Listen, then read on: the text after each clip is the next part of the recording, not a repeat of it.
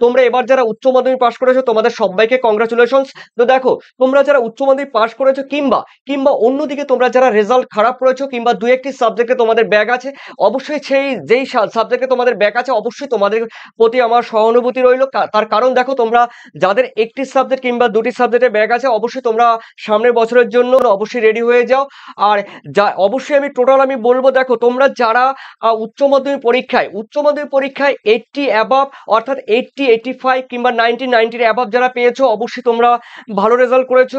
Honours নাও আর পাশে যেইভাবে তোমরা ভর্তি হও না কেন, তো রেজাল্ট অবশ্যই তোমাদের করতে হবে। কিন্তু আমি বলবো তোমাদের যারা যারা রেজাল্ট একটু খারাপ করেছো তাদের অবশ্যই বলবো, তোমরা অনার্সের জন্য টেনশন তো অবশ্যই করেছো, তো তোমরা একটি কাজ করবে, তোমরা কিন্তু পাশে ভর্তি হয়ে যাও। আর সেই সঙ্গে সঙ্গে কিন্তু তোমরা যেটা রয়েছে যে তোমরা আইটিআই কিংবা তোমাদের রয়েছে যেগুলো অন্যান্য কোর্সগুলো, সেই কোর্সগুলো তোমরা করতে পারো।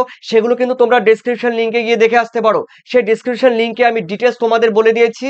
আর আর যারা ফেল করেছো, দু একটি সাবজেক্টে যারা ফেল করেছো অবশ্যই তাদের ক্ষেত্রেও আমি বলবো, দেখো তোমরা কিন্তু মন খারাপ তো অবশ্যই তোমাদের জন্য হচ্ছে। আর তার জন্য একটি কিংবা দুটি সাবজেক্টে যারা ফেল করেছো আমি তাদের কথা বলছি, দেখো তোমরা সামনের বছরের জন্য সেই দু একটি সাবজেক্ট তোমরা প্রত্যেকদিন 1 ঘন্টা করে তোমরা